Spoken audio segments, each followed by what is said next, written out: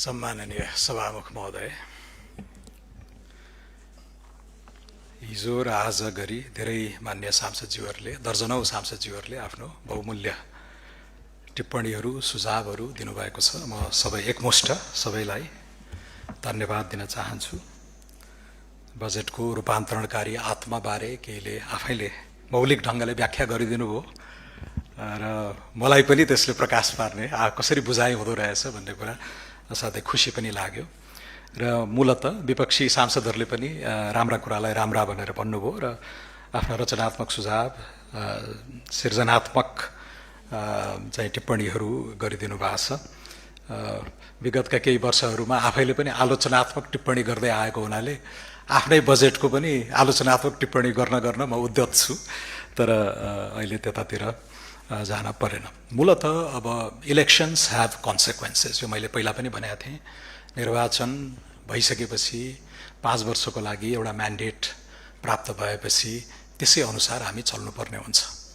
जनताले अनुमोदन गरेको एजेन्डा मूलत हामीले वाचापत्रमा उल्लेख गरेका विषयहरूलाई नै ग्रहण गरेर त्यसलाई वैधताको एउटा सूत्र मानेर नै हामी अगाडि जानुपर्ने हुन्छ। निर्वाचन अगाडि हाम्रो वाचापत्रमा हामीले 5वटा थिमलाई असाध्यै प्रधानताका साथ उठाएका थियौँ। सुशासनको विषय, यसमा हामी निर्मम हुन्छौँ। दोस्रो, मध्यम वर्गको विस्तार, यसमा ठुलो भ्रम छर्न खोजिएको छ। मध्यम वर्गको विस्तार कसरी हुन्छ? निम्न आय भएका मानिसहरूलाई मध्यम वर्ग बनाएर हुने हो नि। त्यसैले भएको मध्यम वर्ग त यसै पनि छँदैछ नि। समृद्ध क्लासलाई तल झारेर पनि राम्रो भएन विकास। भनेपछि विस्तार भनेकै तलकै मानिसहरूलाई माथि लगेर गर्ने भन्ने हो।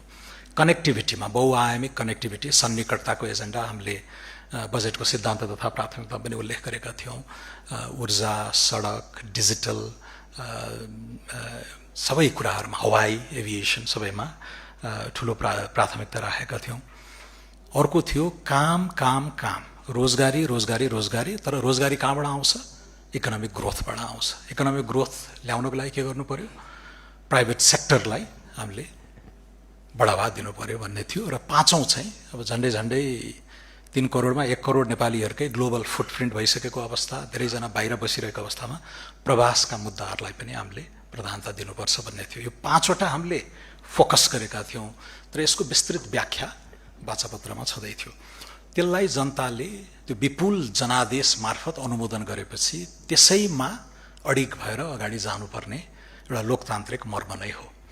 अब मैले बुझेको भाषा अथवा मेरो पार्टीको जस्तो एजेन्डा आइदिएन भनेर गुनासो गर्ने ठाउँ त रह्यो, तर 5 वर्षसम्मलाई चाहिँ हाम्रो अर्जुन दृष्टि भनेको हामीले नै गरेको बाचा र जनताले अनुमोदन गरेको एजेन्डालाई नै हो भनेर त्यसप्रति असाध्यै वफादार रहेर हामीले कार्यक्रमहरू अगाडि बढाएका छौँ। त्यसैले 100वटा शासकीय सुधार, नीति कार्यक्रम, बजेटका सिद्धान्त तथा प्राथमिकता र बजेट, यो सबै चाहिँ एउटा अभूतपूर्व कन्सिस्टेन्सी छ, एउटा सङ्गति छ यसमा। यसलाई त्यही कोणबाट हेरिदिनु हुन म मान्य सांसदज्यूहरूलाई धन्यवाद दिन चाहन्छु। यति भन्दै गर्दा पनि हाम्रो विगत 30-40 वर्षको राजनीति अलि वाम प्रेरित नै थियो र त्यो भाष्य इत्यादिमा एउटा गढेर पनि बसेको छ। त्यसबाट हामीले प्रेरणा पनि लिएका छौँ र संविधान खिलाफ भयो कि भन्ने कुराहरू त्यो बिल्कुल गलत छ। समता, इक्विटीलाई हामीले केन्द्रबिन्दुमा राखेका छौँ। ग्रोथको कुरा गर्दै गर्दा पनि ग्रोथ विथ इक्विटीका कुराहरू छन्। समन्यायिक समुन्नति समृद्धिका कुराहरू गरेका छौँ। त्यसैले ठ्याक्कै समाजवाद भन्ने शब्द नपर्दा त्यसमा पनि हामी जोगिएर, मैले पहिला पनि व्याख्या गरेको थिएँ, समाजवादका 2 बुझाइ हुन्छन्। एउटा लोकतान्त्रिक धारबाट इक्विटीतिर नै डोहोरिने हो। अर्को सोसियलिजमको डेफिनेसनले चाहिँ उत्पादन, वितरण, विनिमयका स्रोत साधनहरूमा सम्पूर्ण राज्य शक्तिको स्वामित्व, त्यो बुझाइ चाहिँ हामीले मानेका छैनौँ। र मलाई लाग्छ संविधानले पनि त्यता गएको छैन, तर त्यो अस्पष्टता नरहोस्, त्यो अन्यल नरहोस् भनेर हामीले समता, इक्विटीको एजेन्डालाई वर्ग, लिङ्ग, क्षेत्र हरेक कोणबाट त्यसलाई न्याय गर्ने गरेर अगाडि बढेका छौँ। अब यति भन्दै गर्दा कतै गरिबहरू यहाँ अटेनन् कि मध्यम वर्ग भनेको यसको बुझाइ पनि अलि इन्कम्प्लिट भयो कि भन्ने कुरा, कृषिका कुराहरूमा यहाँहरूले यथेष्ट ध्यान दिनुभएको छ, मेरो ध्यान आकर्षण गर्नुभएको छ, र श्रमको बारेमा पनि हाम्रो सोच के हो र कुन मर्म स्पिरिटका साथ यो बजेट आएको भन्ने कुरा मैले पनि असाध्यै गम्भीरतापूर्वक यहाँहरूको टिप्पणीलाई लिएर र मूलत विपक्षी सांसदहरूले यी विषयहरूमा राख्नुभएको चासोलाई मैले न्याय गर्नुपर्छ भनेर मैले लेखेरै लिएर आएको छु। त्यसैले यी चारवटा कुरा चाहिँ यो सैद्धान्तिक धरातलको बारेमा अलि उन्नत बुझाइ भयो भने यो बजेटको चाहिँ दर्शन बुझ्न सकिन्छ कि जस्तो मलाई लाग्छ। म त्यसैले 2 पेज चाहिँ म यो चारवटा बुँदामा म पढेरै सुनाउँछु, त्यसपछि म अन्य विषयहरूको म सम्बोधन गर्नेछु। अर्थतन्त्रको यथार्थ, मध्यम वर्ग र निजी क्षेत्र।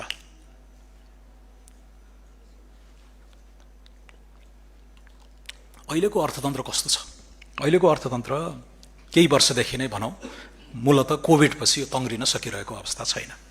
अघि मान्य विदुषी राणाले आफै पनि उद्यमी भएर उहाँले राख्नु भएको थियो, लिमा अधिकारीले पनि उहाँहरू उद्यम व्यवसायसँगै डिल गरेर आउनुभयो हुनाले यो कुराहरू चाहिँ उठाउनु पनि भएको छ।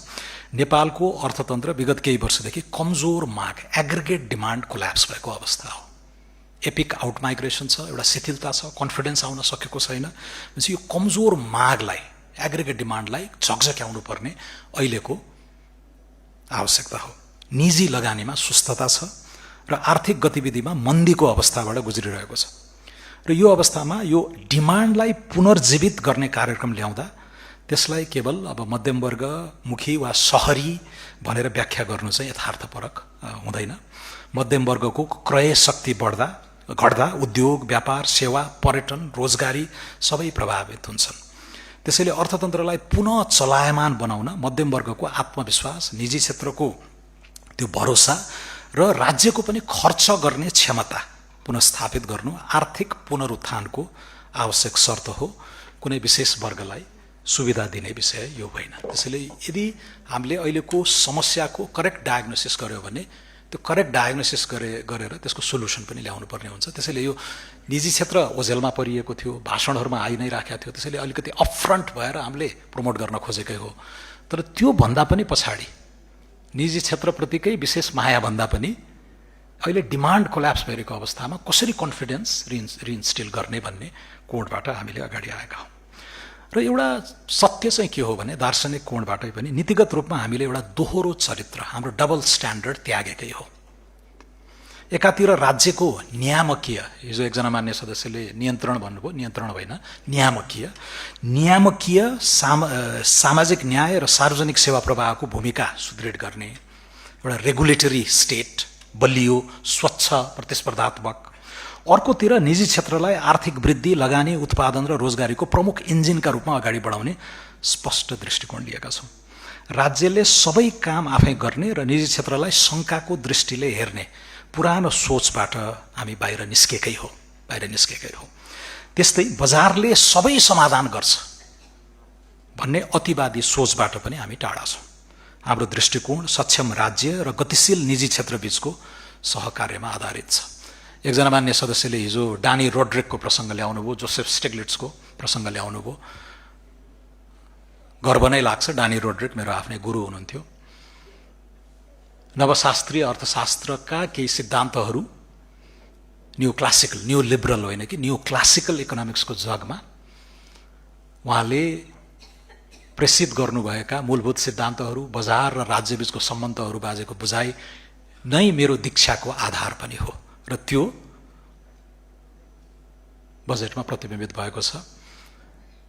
गुरु चेलाको सम्बन्ध कहिलेकाहीँ कस्तो हुन्छ भने लेख्दै गर्दाखेरि समाजले कसरी हेर्छ इत्यादि भन्दा पनि त्यो पर्टिकुलर मेरो गुरुले यसलाई कसरी मान्ला, कसरी हेर्ला भनेर पनि हामीले सोच्ने गर्छौँ लेख्दै गर्दाखेरि।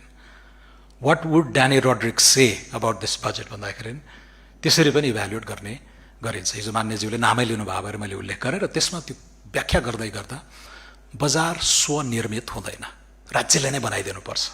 मार्केट्सहरू सेल्फ मेड, सेल्फ क्रिएटिङ हुँदैनन्। बजारहरू स्वनियमित पनि हुँदैनन्, त्यसलाई नियमन गर्ने राज्यले नै हो, सेल्फ रेगुलेटिङ हुँदैन। बजारहरू आफै स्वस्थिर हुँदैनन्, स्टेबलाइजिङ हुँदैन, त्यसलाई राज्यका सबल निकायहरूले नै स्थिर बनाउने हो। सेल्फ स्टेबलाइजिङ नभएकोले त्यो इन्स्टिट्युसनहरू चाहिन्छ। र बजारका प्रतिफलहरू स्ववैध, आफै सेल्फ लेजिटिमाइजिङ हुँदैनन्, राज्यले हस्तक्षेप गरेरै गर्नुपर्छ। त्यो धारबाट यो बजेट बनेको छ। र यो नियामकीय निकायहरूको हामीले अभ्यास पनि गर्दै आयौँ तर विकृत भयो। यो क्रोनी क्यापिटलिजमको प्रसङ्ग आउँछ, कहिले कब्जाका कुराहरू आउँछन्, हामीले उठाइ पनि राखेका छौँ। त्यसलाई ध्वस्त बनाएर नै अगाडि जानुपर्छ, किनकि प्रतिस्पर्धात्मक बजार अर्थतन्त्रले समतामुखी समृद्धिको नतिजा ल्याउनको लागि स्टेट चाहिँ बलियो हुनुपर्छ। त्यसैले यहाँ कतै उदारवादी धार, नव उदारवादी इत्यादि 20-30 वर्ष अगाडिको मान्यज्यूहरूलाई थप अध्ययन गर्न अलि गहिराईमा जानको लागि म आग्रह पनि गर्दछु। अर्को गरिबीबारे हाम्रो दृष्टिकोण, गरिबी कसरी घटाउने भन्ने विषयमा हाम्रो दृष्टिकोण अलि उन्नत, अलि परिष्कृत छ। हामीले सामाजिक सुरक्षाका विद्यमान कार्यक्रमहरू एउटा पनि काटेका छैनौँ। त्यसैले धेरैले टिप्पणी गर्नुभयो 20%लाई मात्र आयो कि भन्ने। यहाँहरूले 100%कै ल्याउँदै आएका बजेटहरूमा लोक कल्याणकारीका नाममा, गरिबका नाममा ल्याएका कार्यक्रमहरू कुनै पनि काटिएका छैनन्, बरु हामीले थपेका छौँ। देशैभरिका 3,13,000 दलित बालबालिकाको लागि पौष्टिक आहारका कुराहरू होलान्, अन्य कल्याणकारी कार्यक्रमहरूलाई थप नै बनाएका छौँ। स्वास्थ्य बिमाको प्रसङ्ग आयो, 10 अरब विनियोजन थियो पहिला, अहिले 15 छ। त्यसमा अर्को 10 अर्ब स्वास्थ्य मन्त्रालयकै कल्याणकारी कार्यक्रमहरू छन्। त्यसलाई गाबेर यो पुललाई युनिभर्सलाइज गरेर कसरी धान्न सकिन्छ, एउटा विशुद्ध सामाजिक सुरक्षा जस्तो कार्यक्रमबाट बिमाकै स्वरूप कसरी दिन सकिन्छ भन्नेमा पनि हामीले चिन्तन गरेका छौँ। तर केवल नगद वितरण गरेर, क्यास बाँडेर मात्रै गरिबी घट्दैन भन्ने यथार्थलाई यो बजेटले स्वीकार गरेको छ। हामी मान्छेलाई सधैँ सहायता लिने अवस्थामा राख्ने होइन, आम्दानी आर्जन गर्ने अवस्थामा पुर्याउने पक्षमा छौँ। त्यसैले नै कृषि आधुनिकीकरण, सिंचाई, कृषि बिमा, श्रमिक सुरक्षा, सिप विकास, उद्योग, स्टार्टअप, पर्यटन, डिजिटल अर्थतन्त्र र निजी लगानी मार्फत रोजगारी सिर्जना गर्ने रणनीति लिएका छौँ। अन्ततः गरिबी घटाउने सबैभन्दा प्रभावकारी उपाय भनेको स्थायी आम्दानी र रोजगारी हो। वेल रेमुनरेटेड डिसेन्ट जब्स, र त्यो आर्थिक वृद्धिबाट मात्रै आउँछ हो। कहिलेकाहीँ आर्थिक वृद्धिको स्वरूप त्यति श्रम मैत्री नहुन सक्छ, त्यसैले हामीले इन्क्लुसिभ इकोनोमिक ग्रोथको कुरा गर्छौँ, जब क्रिएटिङ इकोनोमिक ग्रोथको कुरा गर्छौँ। तर त्यो बिना कहिले पनि दिगो गरिबी निवारण हुँदैन। र यसको आइरनी पनि छ विकास अर्थशास्त्रमा कि सबभन्दा सफल उदाहरण जनवादी गणतन्त्र चीन, जसले समावेशी आर्थिक वृद्धिकै जगमा 20-25 वर्षमा 80 करोड मानिसलाई गरिबीको रेखाबाट माथि उकास्यो। And that was possible because of economic growth, sustained private sector accumulation, domestic, foreign, सबै कुराहरू। पैसा मात्र बाँड्न थाल्यौँ भने त हामी भेनेजुएला जस्तो भइहाल्यो नि, जिम्बाब्वे जस्तो भइहाल्यो नि, 3-4 वर्षमा टाँट पल्टन्छ। नेपालको पछिल्लो 2 दशकको पनि यथार्थ हेर्नुहोस्, गरिबी घटेको छ, तर गरिबी घट्नुको प्रमुख कारण रेमिटेन्सबाट सिर्जित आम्दानी हो, सामाजिक हस्तान्तरण मात्र होइन। यसले के देखाउँछ भने जब परिवारको आय बढ्छ, शिक्षा, स्वास्थ्य, पोषण र जीवनस्तर स्वतः सुधार हुन्छ। त्यसैले हाम्रो प्राथमिकता गरिबलाई केवल राहत दिने होइन, उसको आम्दानी बढाउने आर्थिक अवसर सिर्जना गर्नु हो। सारमा हाम्रो दृष्टिकोण गरिबीको व्यवस्थापन होइन, पोभर्टीको म्यानेजमेन्ट होइन, समृद्धि सिर्जना हो। केवल सहायता होइन, अवसर, केवल वितरण होइन, उत्पादन, केवल भत्ता होइन, आम्दानी र रोजगारी। यो दर्शनबाट यो बजेट निर्मित छ। अब कृषिको प्रसङ्ग, मैले यो चासोलाई एकदमै गम्भीरतापूर्वक पनि लिएको छु। कृषिमा सोच के हो? हामी कृषि उत्पादनलाई अझै व्यावसायिक, उत्पादक र बजारमुखी बनाउन सकेनौँ भने दशकदेखि भनिरहेका छौँ, सबैले भनिरहेको छ निर्वाहमुखी कृषि, 16 घण्टा काम गर्दा पनि खालि हातमुख जोड्ने मात्रै कृषि, सिंचाई पुगेको छैन, मल पुगेको छैन, बजारसँग पहुँच छैन, टेक्निकल असिस्टेन्स छैन। अब व्यवसायीकरण गर्नुपर्छ, मेकानाइजेसन गर्नुपर्छ, यान्त्रिकरण, बजारीकरण भनेर यो 1997 को एपीपी भन्ने थियो एउटा एग्रिकल्चर पर्सपेक्टिभ प्लान, 15 वर्ष योजना, त्यहाँदेखि नै भट्याउँदै आएका कुरा हो। तर हामीले सार्थक हस्तक्षेप गर्न सकेका छैनौँ। आज कृषि मन्त्री यहाँ हुनुहुन्न, तर सही हो, अघि एकजना मान्य सांसदले भने म पनि आफै छक्क परेँ। कृषि मन्त्रालयको डोमिनेन्ट बजेट इज मल, 32 अर्ब बल विनियोजन गरेका छौँ। अहिलेको यो वेस्ट एसियाको क्राइसिसले गर्दा 46 अर्बसम्म लाग्नेछ। तर त्यो मल साँच्चै वास्तविक किसानका पुगेको छ कि छैन भन्ने कुराहरू प्रश्नको घेरामा छ र यसपालि हामीले त्यसमा ठूलो सुधार गर्नुपर्नेछ। स्वास्थ्य बीमा जस्तै मलमा त्यो बल्कमा ठूलो लगानी गइरहेको छ। वास्तविक कृषिको रूपान्तरणमा त हामीले धेरै काम गर्न भ्याएका छैनौँ। त्यसैले दशकौंदेखि कृषिमा अनुदान वितरण र साना साना कार्यक्रम त भए, तर उत्पादन, उत्पादकत्व, प्रशोधन, बजार र लगानीलाई एकीकृत गर्ने संरचनात्मक सुधार भएन। परिणामस्वरूप खेतीयोग्य जमिन बाँझो हुँदै गयो, युवा शक्ति विदेश गयो, खाद्यान्न आयात बढ्यो र किसानको आम्दानी स्थिर रह्यो भनिरहेका छौँ। त्यसैले यस बजेटले पहिलोचोटि एउटा बेबी स्टेप, एउटा पाइलटकै रूपमा पनि एउटा सानो कदम चालेको छ। हामीको 5 वर्ष रोडम्याप छ, तर यो वर्ष हामीले एउटा पाइलट इनिसिएटिभको रूपमा कृषिलाई व्यावसायिक स्केलमा लैजाने स्पष्ट मार्गचित्र प्रस्तुत गरेको छ। 2 करोडभन्दा माथिको कृषि तथा पशुजन्य उत्पादनमा 40% सम्मको प्रोत्साहन अनुदान, 80% सम्मको कृषि बीमा प्रिमियम अनुदान, ठूला तथा साना मझौला सिंचाइमा विशेष लगानी, न्यूनतम समर्थन मूल्य, कृषि प्रशोधन उद्योगलाई कर छूट तथा सहुलियतपूर्ण वित्तीय पहुँच, किसान केन्द्रित कृषि सेवा प्रणाली र अनुसन्धान तथा उन्नत बिउ विकासमा जोड। यी सबै कार्यक्रम एउटै उद्देश्यतर्फ केन्द्रित छन्, किसानको आम्दानी बढाउने। अब 2 करोड हाम्रो गाउँमा को छ 2 करोड लगानी गर्ने भनेर पनि भन्नुभयो। अब यो टिप्पणीको लागि टिप्पणी गरेको जस्तो भयो। हामी व्यवसायीकरणतिर अलिकति त्यो निर्वाहमुखी त छँदैछ। अहिलेका कृषि मन्त्रालयका मौजुदा कार्यक्रमहरू यथावतै छन्। राष्ट्रिय कृषि आधुनिकीकरण योजना छँदैछ, साना किसानको नाममा दिइएका छुटहरू सबै छँदैछन् यथावत। यो एउटा चाहिँ पाइलटको रूपमा गरी हेरौँ भनेको छ। तर यसमा पनि 2 करोड लगानी गर्न नसक्ने हो भने हामीले साना किसानलाई छोडेको होइन। यो भ्रमबाट हजुरहरू मुक्त हुनु होला। बरु साना किसानलाई समूहमा, सहकारी, कृषि कम्पनी वा करार खेती मार्फत ठूलो उत्पादन प्रणालीसँग जोड्न खोजेका छौँ। त्यसैले यो जानी जानी भ्रम छरिएको हो कि अथवा बुझाउन नसकिएको हो, यो स्पष्ट रहोस्। नेपालको कृषि भविष्य जीविकोपार्जनमा सीमित रहने होइन, सबसिस्टेन्समा आधारित हुने होइन, व्यवसाय, रोजगारी र निर्यातको आधार बन्ने हो। र मैले अघि भने यो द्वैत चरित्र हामी त्याग्दैछौँ भनेका छौँ नि नीतिगत रूपमा धेरै ठाउँमा। किसानका नाममा, श्रमिकका नाममा ठूलो राजनीतिहरू भए लामो समय, तर यथार्थ रेमिटेन्सले उद्वेलित गरेको यो चाहिँ गरिबी निवारण बाहेक हामीले यहीँको डोमेस्टिक इन्जिन प्रोडक्सनबाट, उत्पादनबाट गर्न नसकेको यथार्थलाई आत्मसात गरेर अब चाहिँ कदम चालौँ भनेकै हो। श्रमको विषयमा पनि मान्य विपक्षी सांसदहरूले यसमा उठाउनु भएको छ। म यसमा हाम्रो स्पष्ट धारणा राख्न चाहन्छु। यो बजेट मार्फत हामीले अघि बढाउन खोजेको अर्को महत्त्वपूर्ण सुधार भनेको नेपालमा व्यवस्थित, सुरक्षित र मर्यादित श्रम बजारको निर्माण हो। हामी गम्भीर छौँ किन आज पनि नेपालमै मासिक 30 देखि 40 हजार रुपैयाँ कमाउने सम्भावना भएका हजारौं युवा देश छोडिरहेका छन्। समस्या केवल रोजगारीको सिर्जनामा मात्र छैन। हामीले देखेका छौँ श्रमिकले समयमै ज्याला पाउँदैनन्, कार्यस्थलमा सुरक्षा छैन, बीमाको सुविधा छैन, दुर्घटना हुँदा संरक्षण पाउँदैनन् र अन्याय हुँदा छिटो कानुनी न्याय पनि पाउँदैनन्। यस्तो अवस्थामा श्रमिक विदेशतर्फ आकर्षित हुनु स्वाभाविक देखिन्छ। त्यसैले यो बजेटले श्रमिकलाई केवल श्रम शक्ति होइन, राष्ट्र निर्माणको साझेदार र विकासको सेनाका रूपमा लिनेछ। राष्ट्रिय श्रम दर्ता प्रणाली, नेशनल लेबर रजिस्ट्रीको कल्पना गरिएको छ।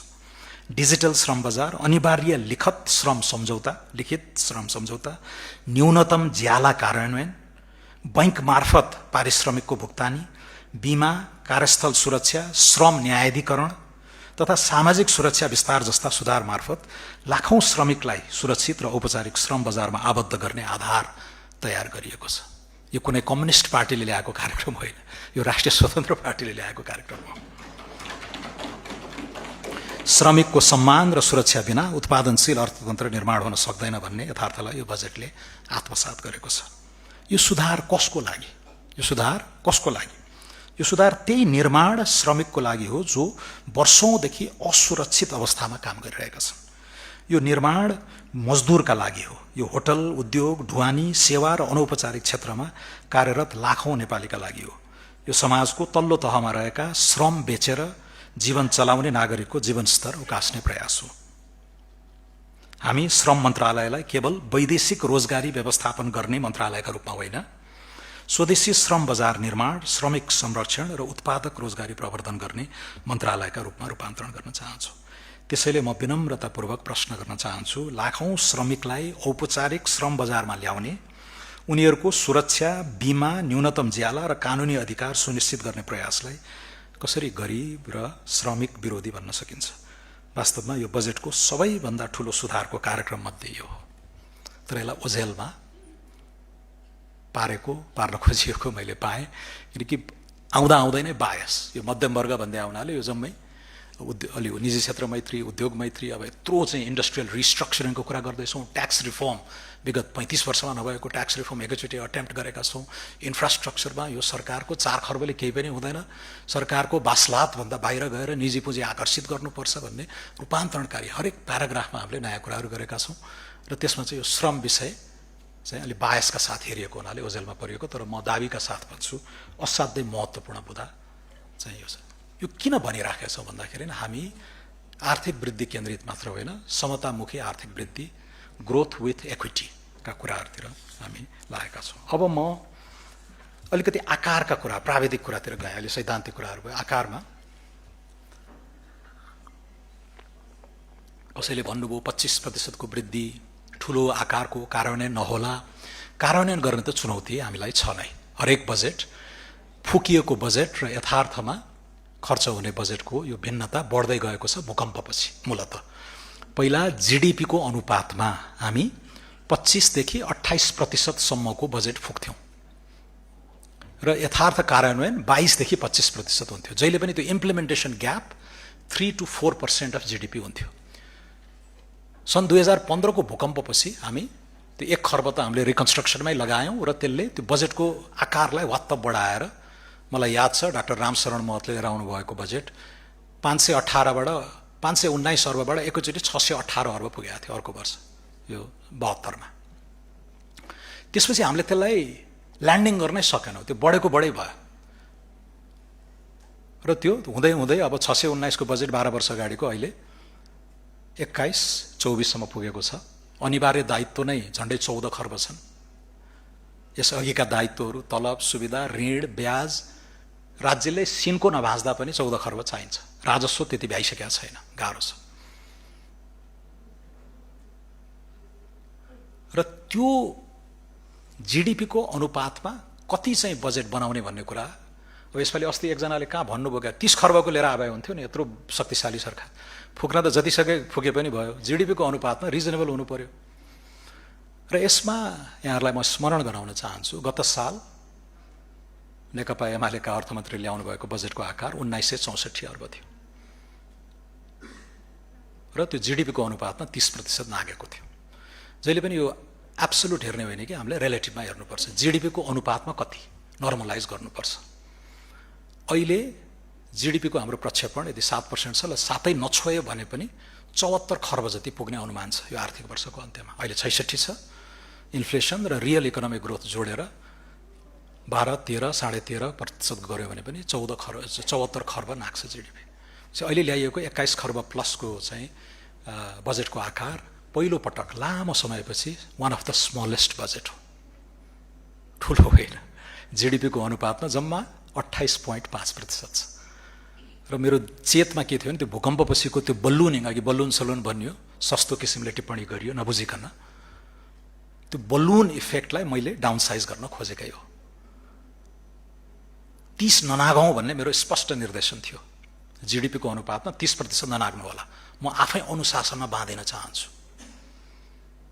त्यसैले आकारका हिसाबले लामो समयपछि हामी साइजमा आएका छौँ।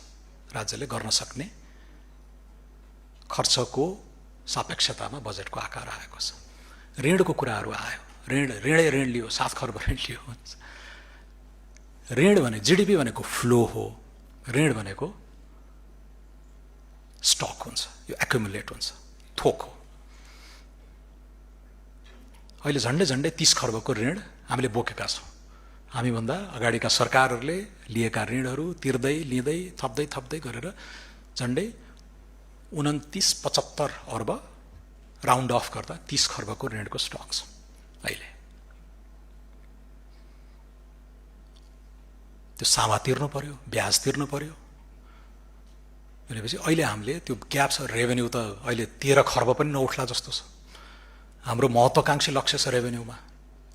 धेरैले 14 खर्ब धेरै भएन भनेर सोध्नु भएको थियो। वास्तविक लक्ष्य 1580 अर्ब हो, किनकि हामी 175 अर्ब सङ्घले उठाएर प्रदेश र स्थानीय तहलाई दिनुपर्ने संवैधानिक बाध्यता छ।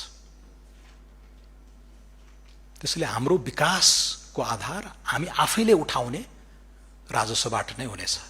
झन्डै 16 खर्ब हामीले उठाउने लक्ष्य लिएका छौँ। कम्प्लायन्स बढाएर, सुशासनको जगमा लिकेजहरू रोकेर, डिजिटलाइजेसनको भरमग्दो उपयोग र इन्सेन्टिभ्स, मान्छेलाई कर जस्तो नहोस्, रहरले तिर्ने बनाउनको लागि हामी आत्मविश्वस्त छौँ। र यसमा सम्माननीय प्रधानमन्त्रीज्यूले नै ढाडस दिनुभएको हो मलाई। म मेयर हुँदा 3 अर्बको रेभेन्यू मैले 12 अर्ब पुर्याएको थिएँ। सकिन्छ, इमान्दार सक्षम सरकार हो भने सक्छ भनेपछि हामीले यो आँटेका हौँ।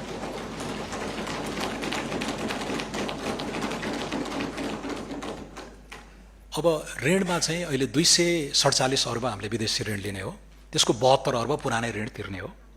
र विदेशीको चाहिँ मूलत हामीलाई कन्सेसनल लोन आउँछ वर्ल्ड ब्याङ्क, एडिबी लगायतबाट। खर्च गऱ्यौँ भने शोध भर्ना हुने भयो भएर हाम्रै त्यो खर्च हुन्छ कि हुँदैन भन्ने कुरा हाम्रै क्षमतामा निर्भर छ। आन्तरिक ऋण चाहिँ वित्त आयोगले तोकिदिएको हुन्छ जीडीपीको 5.5% ननाग भनेर। यसपालि हामीले 410 अर्ब जति लिएका छौँ। 410 अर्ब आन्तरिक ऋणको झन्डै 257 अर्ब पुरानो ऋण तिर्नमै जान्छ। सो नेटमा त्यही 160 जति हुन्छ।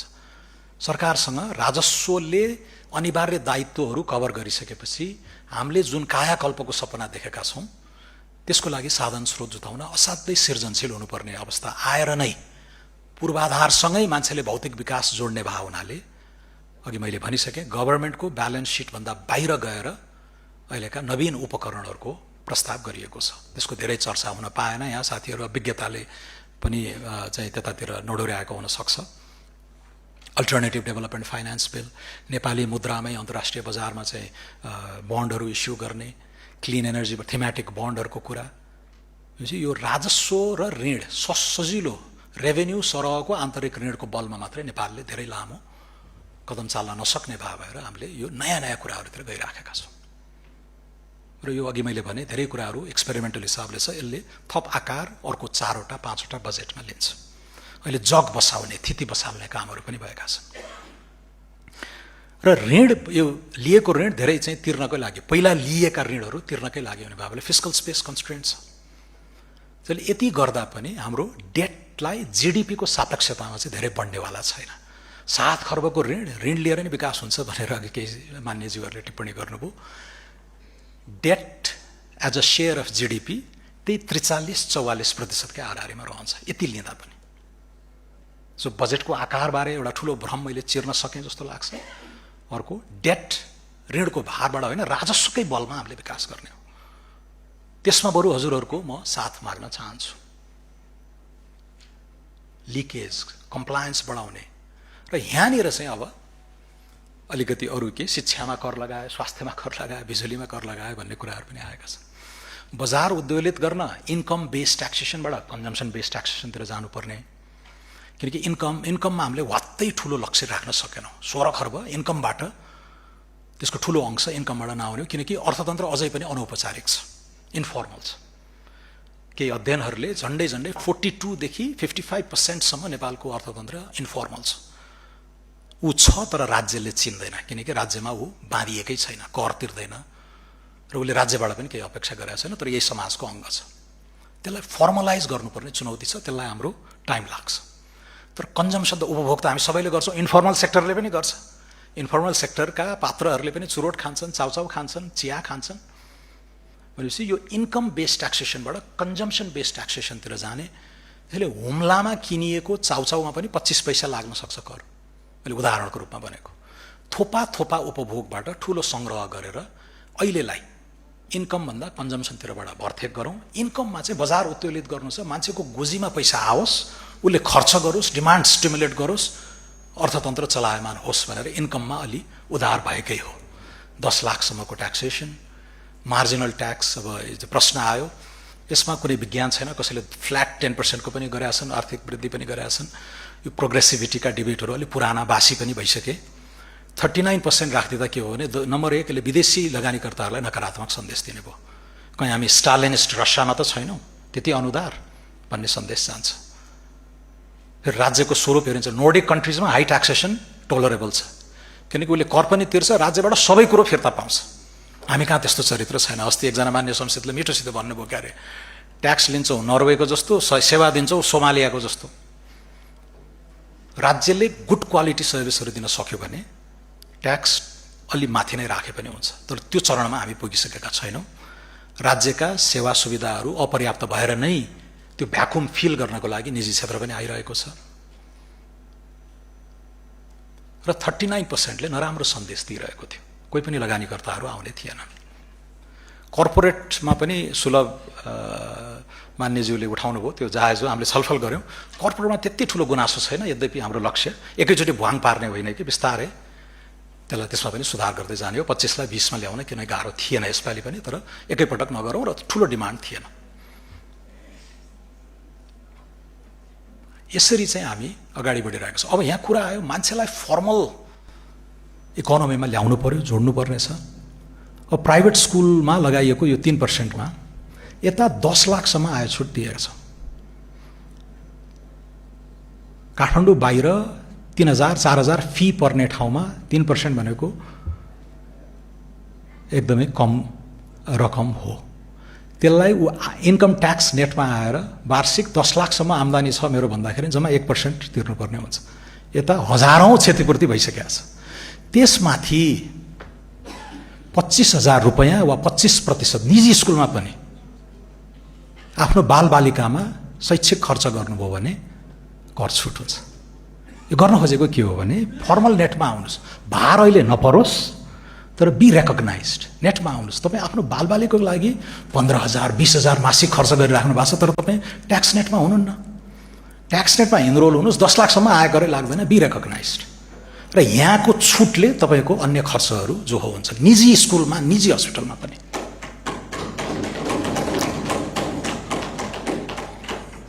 यसले दह्रो आधार दिन्छ हाम्रो ट्याक्सेसनको। हामीले यो गीत पनि सुनेकै हो पहिलेदेखि, दर घटाउने दायरा बढाउने, तर कसैले गरेन। हामीले जोखिम मोलेर आँटेकै हो। र एकछिनलाई सानो चरणलाई सानो समयको बिन्दुको लागि अलोकप्रिय पनि भइहाल्ला, थोरै समयको लागि भ्रम पनि सिर्जित होला। त्यसले 10 लाखसम्मको यत्रो इन्कम ट्याक्स छुट, लगभग 0% भनौँ न, 1% सोसियल सेक्युरिटी हो, ले तपाईँ आफै खर्च गरिराख्नु भएको छ। आम्दानी त वार्षिक 10 लाखभन्दा बढी नै छ नि त बालबालिकालाई निजी स्कुलमा पढाउने। सामुदायिकलाई त यसले छँदै छैन। शिक्षा स्वास्थ्य खर्च बेपत्ता गरिराख्नु भएको छ, तर you're not in the formal net. आउनुहोस्, नेटमा बस्नुहोस्, इन्कम डिक्लेयर गर्नुहोस्, 10 लाखसम्म छुट नै हुन्छ। र शिक्षामा गर्नुभएको खर्च त झन् कर्कट्टीमा पनि पर्छ। So we are formalising the economy. नेपालको अर्थतन्त्रको आधुनिकीकरणको अनदर बेबी स्टेप। दूरगामी प्रभाव हुन्छ।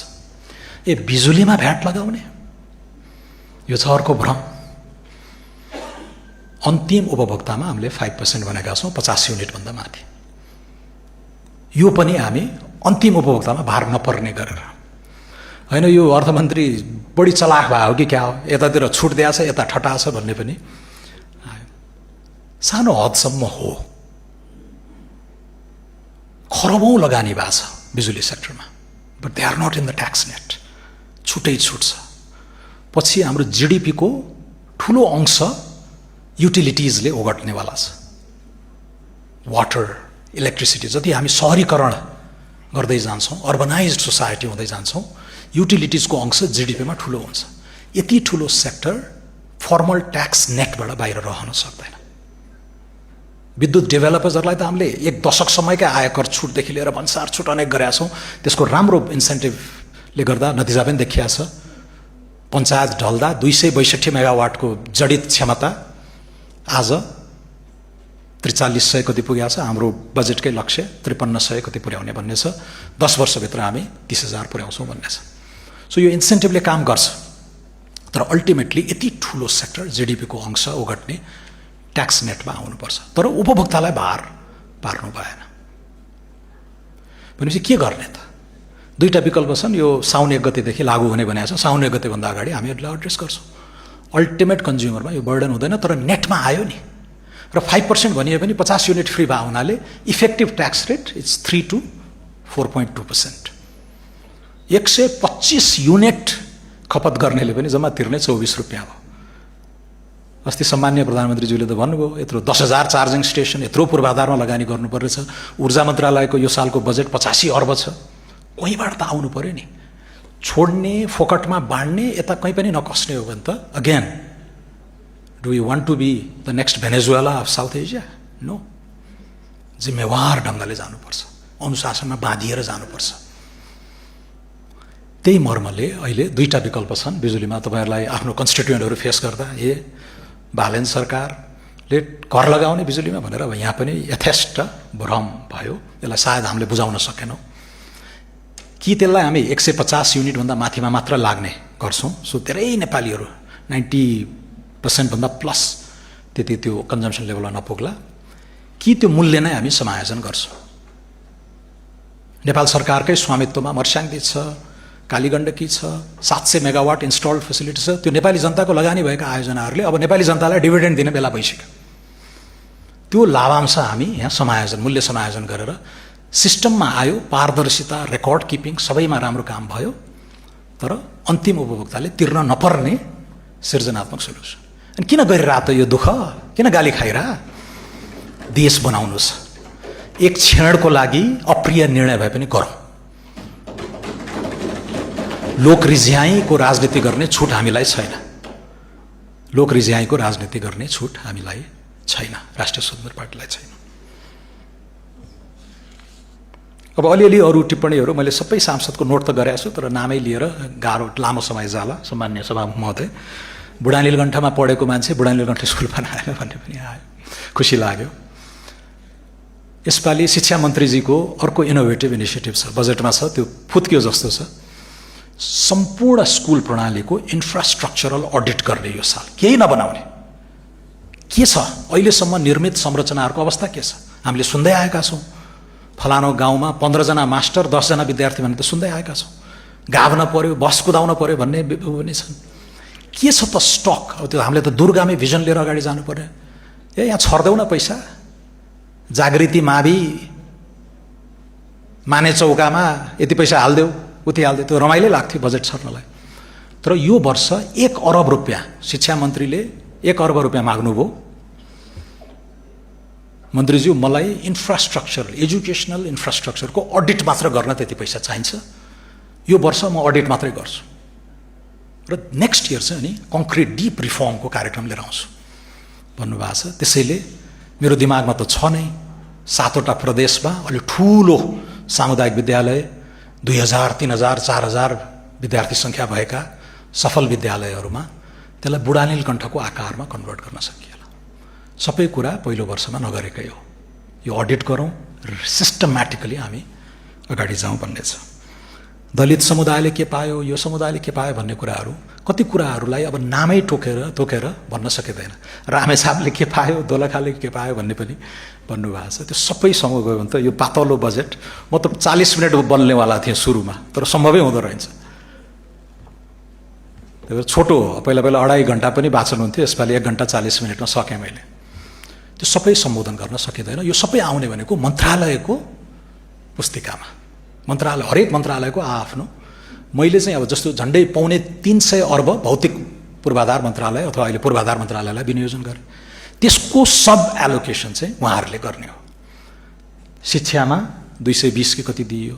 सो म्याक्रो एलोकेसन अर्थ मन्त्रालयबाट हुन्छ। लामो छलफलपछि कार्यक्रमहरू हेरेर नै गर्ने हो। डिटेलिङ र त्यसको उत्तरदायित्व उहाँहरूले लिने हो। र यो स्पिरिट अनुसार तपाईँहरूको गाउँकै नाम, टोलकै नाम खोज्ने हो भने अलिकति धैर्य गर्नु होला। मन्त्रालयको पुस्तिकामा हुनसक्छ, छुटेको भए पनि हामी एड्रेस गरौँला। भौतिक पूर्वाधारले 3 वर्षको होराइजन लिएको छ, त्यो पनि अर्को ठुलो डिपार्चर हो। मिडियम टर्म एक्सपेन्डिचर फ्रेमवर्कमा चाहिँ 3 वर्षको प्रक्षेपणबाट ऊ अगाडि बढिरहेको छ। त्यसले यो केन्जियन स्टिमुलस भन्छ, स्टिमुलेट गर्न खोजेकै हो, यो शिथिलतालाई चिर्न खोजेकै हो। लोक कल्याणकारी राज्यका हाम्रा अनिवार्य दायित्वहरू, पहिलेका कमिटमेन्टहरू एउटा पनि काटेका छैनौँ, बरु थप समृद्ध बनाएका छौँ। नयाँ दिशा पनि लिनु पर्यो। टेक्नोलोजी, इनोभेसन, न्यू इन्डस्ट्रिज, इन्फ्रास्ट्रक्चरमा यत्रो ठुलो फिस्कल कन्स्ट्रेन्ट छ, कसरी यसलाई कम्प्लिमेन्ट गर्ने निजी रिसोर्स। डायस्पोरा, सौम्य शक्तिका कुराहरू छन्, औद्योगिकरणका कुराहरू छन्। ट्याक्स रिफर्ममा 4 हप्ताको मेहनतले हामीले income tax, value added tax, excise, customs, अन्य करहरूलाई एकैचोटि रासनलाइज गरेका छौँ र यसलाई थप समृद्ध गर्दै केही छुट्या हुन सक्छन् 2-3 वटा, यसलाई अब अर्को 5 वटा बजेटमा थप उन्नत बनाउँदै अगाडि लाने नै हो। र बजेट भनेको यो सर्वस्व होइन, यो 21 खर्बले कायाकल्प हुने होइन, 21 खर्बले बिउ रोपिदिने हो। अर्थतन्त्र त 70 खर्ब जतिको हुँदैछ। मेरो अर्जुन दृष्टि त्यता छ। 74 खर्ब नगाउनु पर्यो यो आर्थिक वर्षको अन्त्यमा, 7% को रियल इकोनोमिक ग्रोथ गराउनु छ।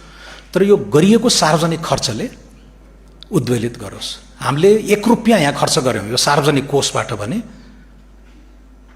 5 रुपियाँ निजी क्षेत्रले क्राउड इन गर्न सक्ने वातावरण बनाउन सकियो भने बल्ल इकोनोमिक पोलिसीले सार्थ। तर लिमिटेसन छ।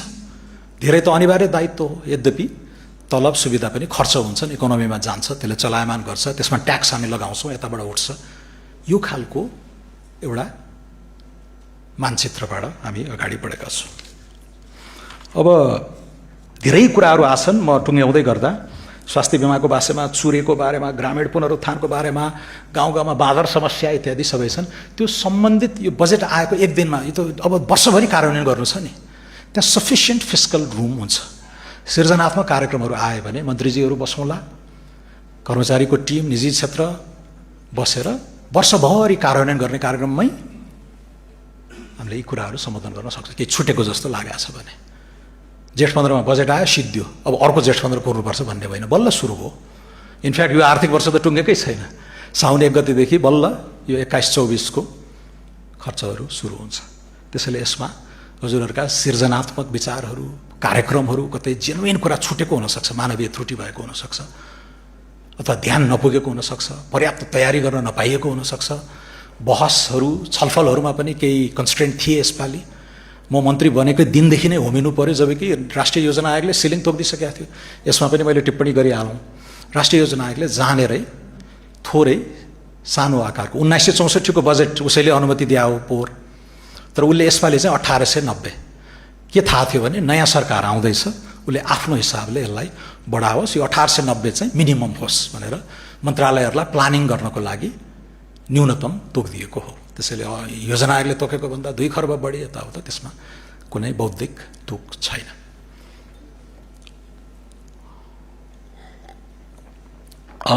अब सांसदजीहरूको मैले नोट गरेको छु, यो समय धेरै लाग्ने भाव हुनाले सायद त्यतातिर नजाउँ होला, 1-on-1 बायोल्याट्रली नै यसलाई टेकअप गरौँला। तर असाध्यै राम्रा सुझावहरूलाई मैले मनन गरेको छु र यसलाई अगाडि बढाउने नै हो, त्यसको लागि म धन्यवाद नै दिन चाहन्छु। अब अन्तिममा अहिलेको बहुचर्चित विषय, छोडेम वाग्लेले कुटुकुटु अर्थ मन्त्रालयमा बसेर करसर चलाएर व्यापारी पोस्यो के भन्ने खालका पनि सुनिए।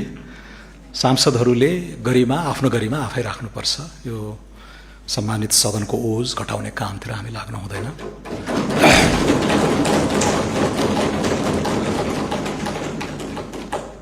सुशासनको निर्मम एजेन्डा लिएर अगाडि बढेको, सुशासनको त्यो कठोर कटिबद्धतालाई जनताले अनुमोदित गरेको 2 महिनामै हामी धोका दिन सकौँला? सक्दैनौँ।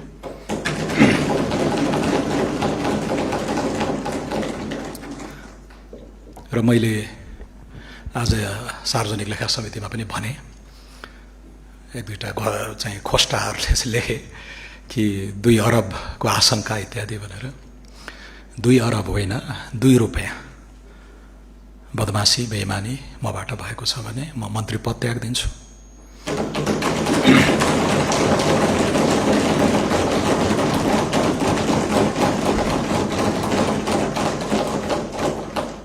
सार्वजनिक जीवनै त्याग्न पनि म तयार छु, 2 रुपियाँ।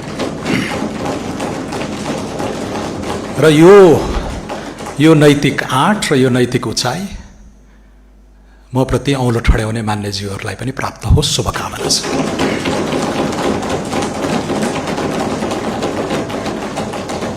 तपाईहरुका काण्डबारे हामी अनभिज्ञ हो र?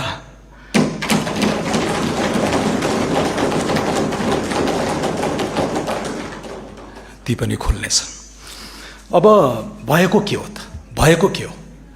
मलाई त एक हप्ता डेढ हप्ता अगाडि नै आएर भन्न मन लागेको थियो, तर अवसर पाइएन।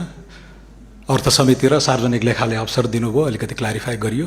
आज यो सार्वभौम संसदको रोस्ट्रमबाट म यथार्थमा नेपाली जनता, सम्मान्य सभामुख मार्फत, मान्य सांसदज्यूहरू मार्फत आम नेपाली दाजुभाइ दिदीबहिनीहरूलाई म भन्न चाहन्छु, जेठ 15 गते 4 बजे दिउँसो बजेटको वाचन वक्तव्य हामीले लिएर आउने भन्ने तय भएको थियो।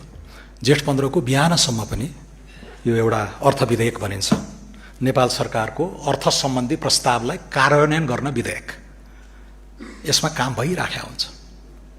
र यसपालि अनौठो भयो, यति ब्रोड कन्सल्टेसनका साथ पारदर्शी ढङ्गले हामीले छलफल गऱ्यौँ, किनकि त्यत्रा रिफर्महरू गर्नु थियो। भन्सारको राय लिनु पर्यो, आन्तरिक राजस्वका राय लिनु पर्यो, विज्ञहरूको राय लिनु पर्यो, पूर्व प्रशासकहरू, पूर्व अर्थ सचिव, पूर्व अर्थमन्त्रीहरू र अहिलेको सिनियर टिम सबैको राय लिएर छलफललाई माझ्दै, परिष्कृत गर्दै, यसका कन्सिक्वेन्सेसहरू एनालाइज गर्दै अगाडि बढ्दाखेरि त्यो जहिले पनि जेठ 15 को 3-4 बज्छ। 3 बजेतिर म चाहिँ सुत्न गएँ, तर अर्थ मन्त्रालयको टिमले काम गरिसकेपछि कानुन मन्त्रालयको बाँकी काम बाँकी हुन्छ। यो त विधेयक हो। कानुन मन्त्रालयका सचिव सहित वरिष्ठ टिम पनि अर्थ मन्त्रालयमा आएर बसेको हुन्छ त्यो रात, र हामीले बुझाइदिइसकेपछि कानुनले यसलाई विधेयकको स्वरूप दिन्छ। त्यो प्रेसरमा काम गरिन्छ, सेन्सिटिभ कुरा छ, करका विषयहरू छन्,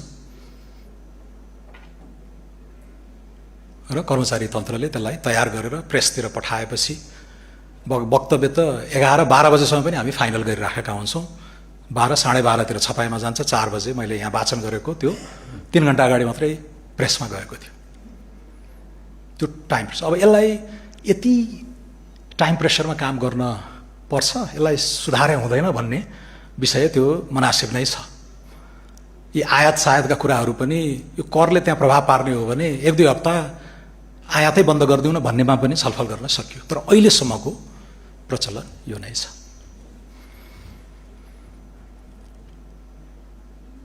जेठ 16 गते शनिबार, जेठ 17 गते कर्मचारी साथीहरू आउनुभयो। क्याबिनेटमा गएको भर्जनमा धेरै त्रुटि नै छैन। क्याबिनेटमा गएकोमा यो रातारात काम गर्दाखेरि केही सामान्य त्रुटिहरू भए मन्त्रीज्यू के गर्ने, प्रचलन के छ? होइन, सच्याउनुपर्छ, मान्यज्यूहरूको हातमा पर्नुभन्दा अगाडि सच्याउनुपर्छ, संसदलाई विधिवत कम्युनिकेट गरेर।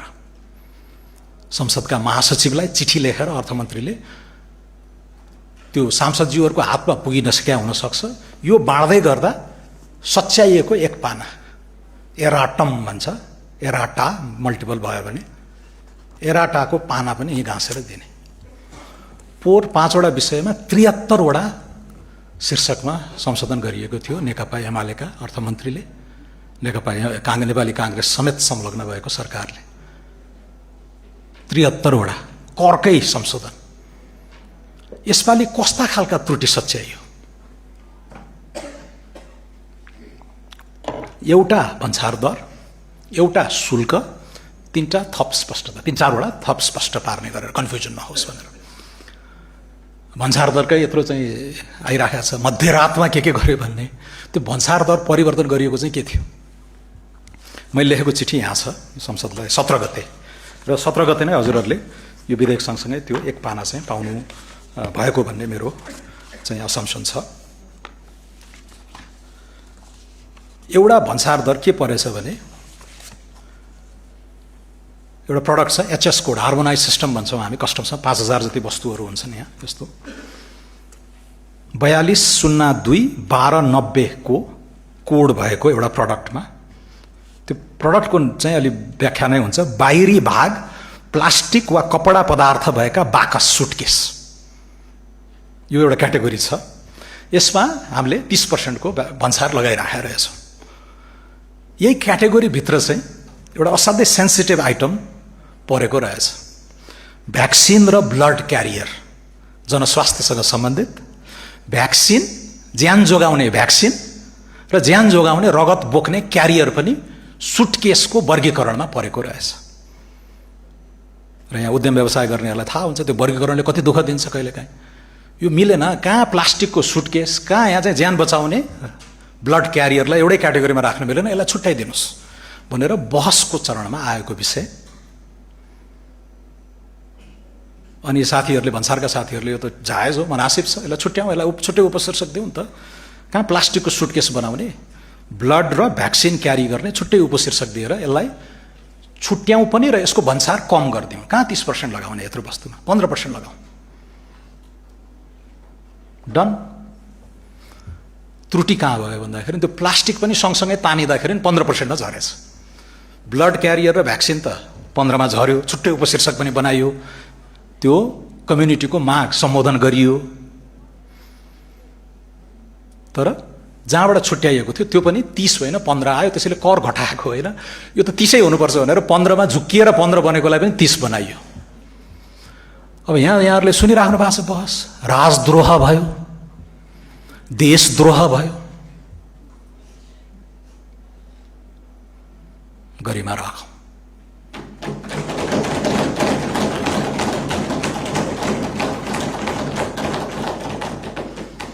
अर्को सच्याइएको मूल यही हो। अर्को चाहिँ इभीमा यत्रो मिडल क्लास एस्पिरेसनका कुराहरू छन्। 50 लाख भन्दा कम मूल्य, बजार मूल्य 50 लाख, तर भन्सारमा आइपुग्दा जुन हामीले CIF मूल्य भन्छौँ, कस्ट, इन्स्योरेन्स र फ्रेट को मूल्य जोडेर फ्याक्ट्रीबाट आएको मूल्य जोडेर त्यो चाहिँ 20 लाख, ट्याक्स जोड्दाखेरि त्यो 43-45 कति पुग्छ। 50 भन्दा मुनिमा चाहिँ यसपालि मूल्य नबढाउँ। 50 भन्दा माथिलाई त्यसको छुट्टै कोड छ। आज मान्य विपिन आचार्यले पनि उल्लेख गर्नुभयो सार्वजनिक लेखामा, त्यो टक्सिसिटी, त्यो प्लास्टिक कन्टेन्ट, त्यो फरेन एक्सचेन्जको रिजर्भ, त्यो प्रिभिलेज नै हो। तपाईँ हामीले प्रिभिलेज लिएका हौँ। Shouldn't we tax that a little bit? तर 50 भन्दा मुनि त एस्पिरेसनल युवासँग जोडिएको विषय त अहिलेलाई नगरौँ, बढ्नु हुँदैन, बरु घटोस् नै भन्ने नियतले कहाँ चलाउने त? फ्ल्याट छ। योभन्दा अगाडि विचलन थियो, 5 अरबको बेरोजु महालेखाले लेखिसकेका थियो। यति ठुलो चलखेल, विकृत राजनीतिक अभ्यास, गठजोड, बिचौलिया, पिक पावरमा। किनकि 100 युनिटभन्दा मुनिलाई छुट्टै भन्सारभन्दा माथि, अनि मान्छेले झुट बोल्न थाले, म्यानिपुलेट गर्न थाले। अहिले पारदर्शी ढङ्गले एड भ्यालोरेम, भ्यालुमा आधारित गरौँ। 50 लाखभन्दा माथि प्रोग्रेसिभिसिटी, प्रगतिशीलता त्यहाँ कायम गरौँ र त्यो जुन प्रिमियम हो फरेन एक्सचेन्जको इत्यादि त्यसलाई रिफ्लेक्ट गरौँ। रेभेन्यू पनि उठाउनुहोस्। 50 लाखभन्दा मुनि चाहिँ कहाँ चलाउने त भन्दा अब VAT सबैलाई 13 हो, कस्टम्स ड्युटी फ्ल्याट गरिदिउँ, पारदर्शी 20% सबैलाई। CIF clean infrastructure investment fee, एक्साइजहरू हामीले त्यत्रो खारेज गऱ्यौँ, त्यसलाई कि आन्तरिक उत्पादन बढाउनको लागि रिप्लेस गऱ्यौँ, DPPF भनेर डोमेस्टिक प्रडक्ट प्रमोसन फी, कि यता क्लिन इन्फ्रास्ट्रक्चरलाई 10,000 चार्जिङ स्टेसन बनाउँछ, यत्रो लगानी छ, अघि पनि कुरा आइसकेको छ। रोड डेभलपमेन्ट फी भन्ने हामी तपाईँहरू सबैले सवारी चलाउनेहरूले तिर्छौँ, 5% छ। यो 50 लाखभन्दा मुनि चाहिँ 2.5 गरिदिउँ नि त भन्ने भयो। त्यो लेखेरै गएको थियो द्रष्टव्यको रूपमा। मलाई कर्मचारी साथीहरू, बाइ द वे यो सबै मैले टाइप गरेँ होइन, कर्मचारी साथीहरूले टाइप गर्नुभयो यो त्योमा, र मैले त ओन गरेको हो। म अर्थ मन्त्रालयको गार्डियन भएको हुनाले उहाँहरूले गरेका मानवीय त्रुटिलाई ओन गरेर मैले डिफेन्ड गरेको मात्रै हो। र त्यो 2.5% कानुनी ड्राफ्टमा जाँदा त्यो द्रष्टव्य फुटनोट मिस भएर रहेछ, त्यो त ल्याउनु पर्यो, त्यो राख्यो।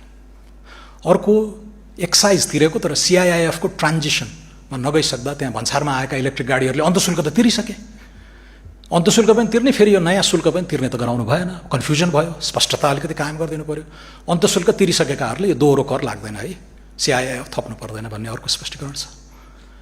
शिक्षामै अघि त्यत्रो 25,000 रुपियाँ आफ्नो बालबालिकाको लागि खर्च गर्नुभयो, निजीमा पनि यो चाहिँ, वा 25% जुन कम हुन्छ त्यो करकट्टीमा कायम गर्न सकिने, त्यो पनि छुट्याएर रहेछ, बोलेका थियौँ छुट्याएर रहेछ, त्यसलाई हालिदिउँ। अर्को विषय, महानगरपालिका र उपमहानगरपालिका बाहेक अन्य ठाउँहरूमा सिनेमा हल, अलि सांस्कृतिक नाट्यघर यस्तोमा कसैले लगानी गर्न चाह्यो भने उसलाई प्रोत्साहनै गर्ने हिसाबले 10 वर्षसम्म आयकर छुट भनेर मैले बजेटमै बोलेको थिएँ। बजेट बोलियो 4 बजे, यो त बिहान प्रेसमै गइसकेको थियो, त्यो बिट अलिकति छुट्या पनि हुन सक्थ्यो भनेर त्यसलाई पनि विधेयकमा रिफ्लेक्ट गरेको। यति हो भएको, यति हो। सच्याएर सांसदज्यूहरूले यो पहिलोचोटि पाउँदा नै त्यो सच्याइएको सूची पानो चाहिँ उहाँहरूलाई सँगै दिनुहोस्, ताकि यो बहस समृद्ध हुन्छ। अब अलिकति हेलचक्राइ गरेर हेपेर बहसमै उठाइदिउँला नि त, यो चाहिँ सानो त्रुटि भएर रहेछ भन्न सकिन्थ्यो। तर सार्वभौम संसदप्रतिको हाम्रो अगाध श्रद्धाले गर्दा पनि हामीले होइन, सांसदहरूलाई गुमराहमा राख्नुहुन्न, चल्दै गर्छ भन्ने एटिट्युड राम्रो होइन। पहिला पनि गरिएकै हो, 73वटा सच्याइएको यही गत सालमा, र गुड फेथमा गरिएको एडिटोरियल चेन्जेसलाई सांसदहरूले पनि त्यसलाई त्यही स्पिरिटमा लिनुहुन्छ भनेर त्यति हो भएको, जुन 17 गते हजुरहरूले पिजन होलमा पाउनु पर्थ्यो, पाउनु पनि भयो भन्ने मेरो अनुमान छ। मैले महासचिवजीसँग चेक गरेको थिएँ, लगभग त्यही बेलामा त्यो एराटा सहित यो अर्थ विधेयक हजुरहरूले अब पाउनु भएको हुन्छ। बहस त सुरु नै भएको छैन। त्यसपछि अर्थ विधेयकमा हजुरहरूले पाएको सच्याइएको भनेको पछि एउटा थोप्लो, एउटा पूर्णविराम, एउटा अक्षर, एउटा अङ्क केही पनि थपिएको छ होइन। अर्थमन्त्री चाहिँ राति राति बसेको छ, कर चेन्ज गरेको छ, छेडखानी गरेको छ, कसलाई पोस्या छ, 16 पेज गायब गरेको छ, सबै गलत। अलिकति रसुवा र मुस्ताङको प्रसङ्ग पनि आएको छ। कसैले सूचना दिएको छैन। व्यापारीहरूले अनुमान गर्छन् कि कर घट्छ कि कर बढ्छ, एउटा ट्याक्स प्लानिङ पनि हुन्छ र केही वस्तुमा बढ्छ नै भन्ने अनुमान हुन्छ। सुर्तीमा, मदिरामा, अलि विलासी वस्तुहरूमा बढ्छ नै भन्ने हुन्छ। कुनै अर्थमन्त्री मूर्ख हुँदैन जसले चाहिँ यस्ता वस्तुहरूमा कर घटाओस् भनेपछि अब बढ्दैछ लगभग भने अनुमानका हिसाबले डिमान्ड पनि भइराखेको हुन्छ। उसले एलसी हप्तौँ अगाडि खोलेर त्यो खालको प्लानिङ गरेर गरेको हुन्छ। गत साल 4700 गाडीहरू यसरी नै आएका थिए। यसपालि त जम्मा 2600, गत साल 4300, यसपालि 2600-2700 गाडीहरू आएका छन्। सो पोहोरभन्दा यसपालि कम नै हो। तर भइदियो के भने कर बढेन, अर्थमन्त्रीले सूचना दिएन, कर घट्यो र त्यो जोखिम मोल्ने व्यापारीहरू धेरै मर्कामै पर्नु भएको छ। यद्यपि त्यो ब्रान्ड हेरी हेरी कुनै चाहिँ बोर्डर लाइनमा पनि छन्। मैले सुनेअनुसार त्यो ब्रान्ड हेरी हेरी रसुवामा चाहिँ घाटामै पर्नुभयो, मुस्ताङमा चाहिँ आधा कर घटेको वस्तुहरू परे, आधा जस्तो चाहिँ कर बढेको पर्यो भन्ने छ। तर त्यतातिर हाम्रो चासो रहेन, किनकि हामी देश बनाउने, आर्थिक कर प्रशासन, कर अनुपालनमा ध्यान दिइरहेका छौँ। कुनै व्यापारी पोस्ने त्यो त हामीले फालेकै हो नि, त्यो मोडेल त फालेर आएन र।